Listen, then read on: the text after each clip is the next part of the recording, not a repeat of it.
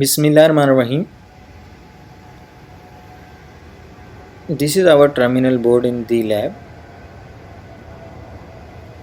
These are the meters which we are going to use in this experiment. One is configured as an ammeter. Here you can see the current scale, and this one has been configured as a voltmeter, 200 volt. Then this one is the rheostat, variable resistance. This one is the DC machine, can be configured as a motor or a generator. We will use it as a motor. The second machine is coupled with the first one through the shaft coupling. This will be used as a generator. Here you can see the nameplate of this DC machine. You can read its parameters.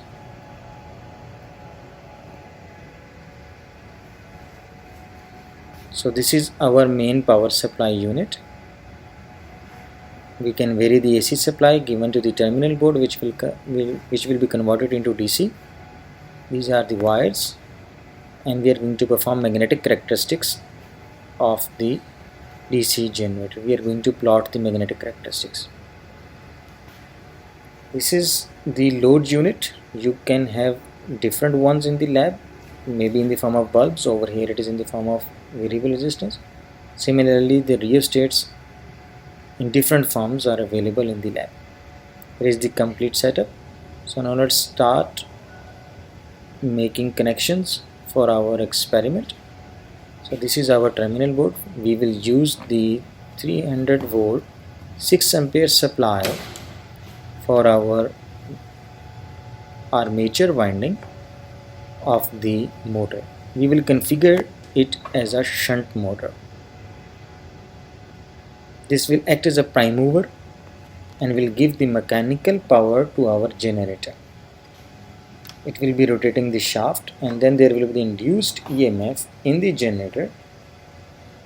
So we have given supply to the armature, and now we are connecting the field winding in parallel to the armature. So it will be a shunt machine. Here you can see we have connected the two windings in parallel, and we have given the supply to these windings which are connected in parallel. Here you can see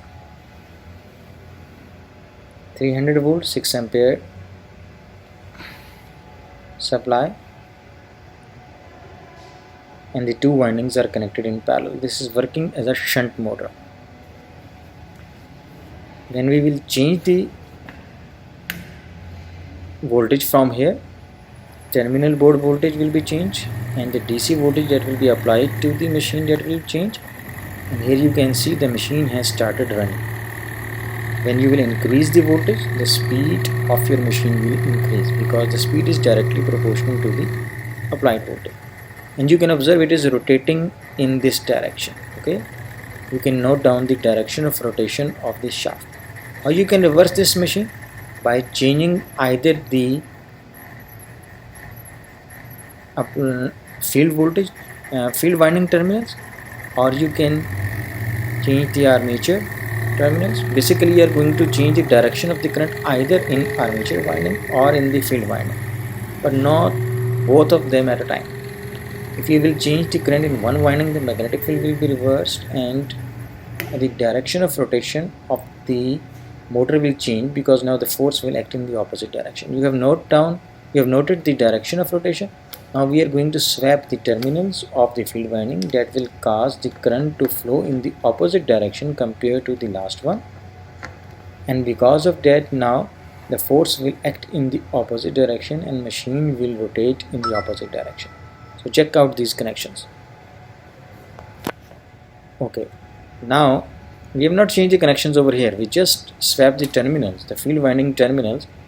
Now if you will increase the voltage, armature voltage, so you will observe that machine is rotating in the opposite direction compared with the last one. Here you can observe now it is rotating in the opposite direction, right? So by changing the field terminals, by swapping the field terminals in such a way that the current in the field winding is reversed compared to the last one, you can rotate the machine in the opposite direction. So this can be done at any setup in the lab and in general at any machine. By changing the direction of the field current, you can control the direction of rotation. Okay, so now let's configure the generator. First of all, we are going to connect the armature of the machine.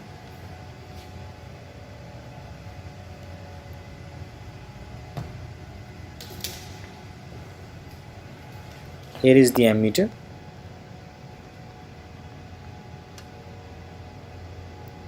And we have set it at the milliampere scale, so we are going to use the milliampere terminal that you can observe over here.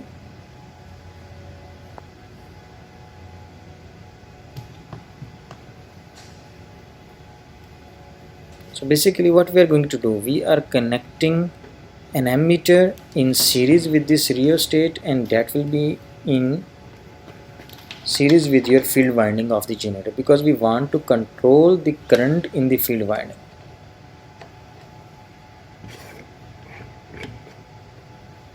And then we are going to connect armature and field of this generator in parallel.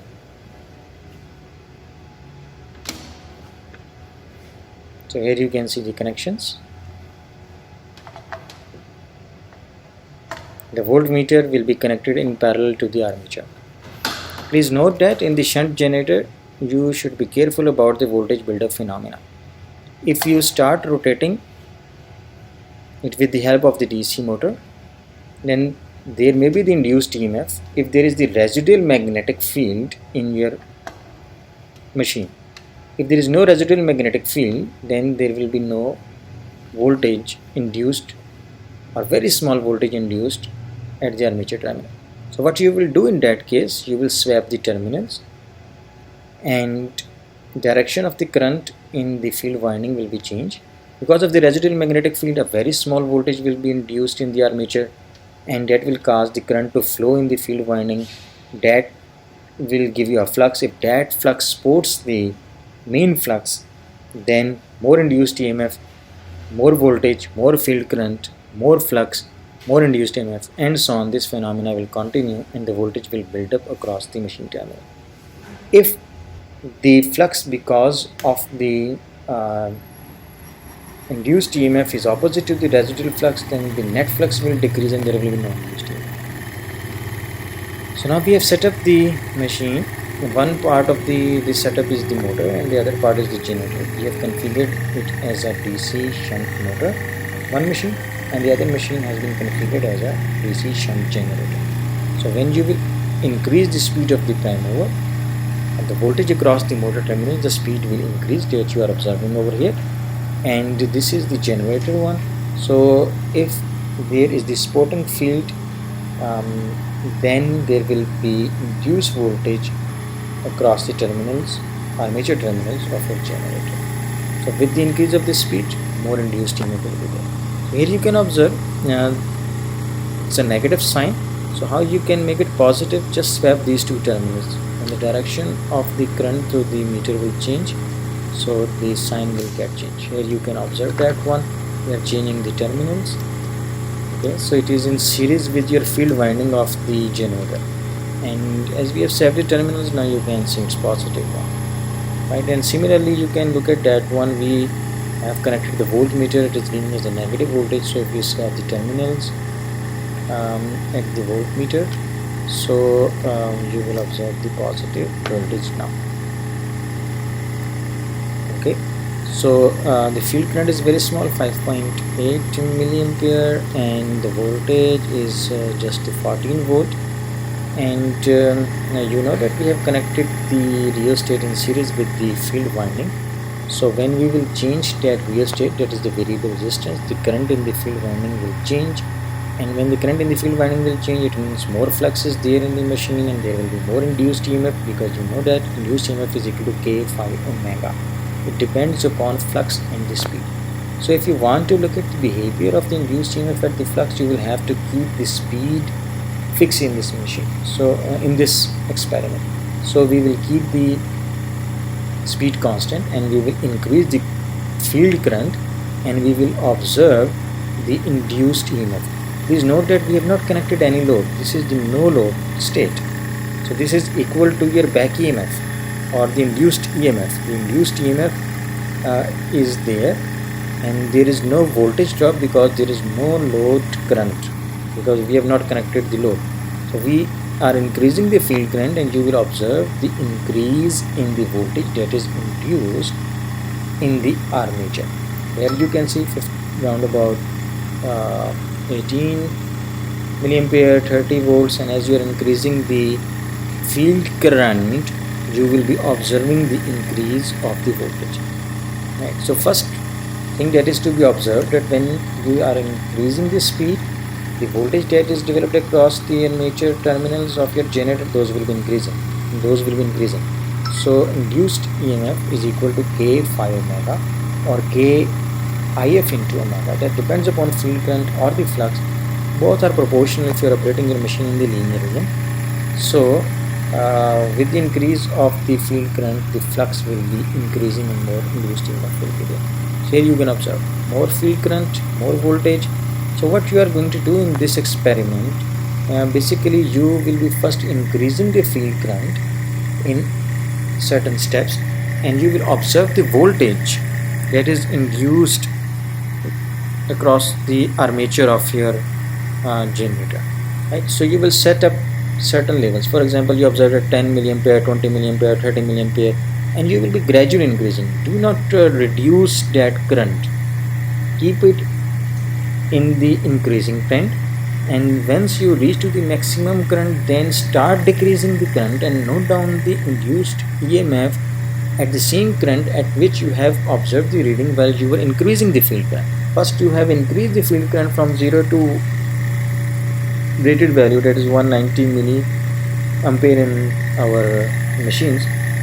So you will be increasing the current up to that point in steps, and then you will follow the same pattern. For example, you have taken the reading at 10, 20, 30, 40, 50, 60, 70, 80, 90 and so on up to 190. So at the same steps you will be coming back and you will be observing the voltage. So you will observe that when you will be increasing the field current, you have a certain induced EMF, and when you will be decreasing the field current, again there will be a certain induced EMF, but that will be slightly more compared to the one when you were increasing. Why is that? That is because of the retentivity. Some magnetic field has been retained in your in the machine because of the ferromagnetic material that was used over there, and some energy in the form of magnetics has been stored over there, and because of that you are going to get more voltages across the armature, right? So basically that we have discussed in our theory class as well, that is basically the hysteresis curve or the pH curve of your machine. That is, when you are increasing the field current, you are observing the voltage, and when you are decreasing the field current, you are again observing the voltage across your armature. So basically this is the pH curve, and that is called the magnetic characteristic curve of your AC machine. So in this experiment, basically you are going to plot that one, and with the help of that one you can work out the hysteresis losses, and you can observe the retentivity, resident magnetic field, and different magnetic characteristics of the machine. So that's why we are going to call it an experiment in which we are going to observe the magnetic properties or the magnetic characteristics of the DC machine, right?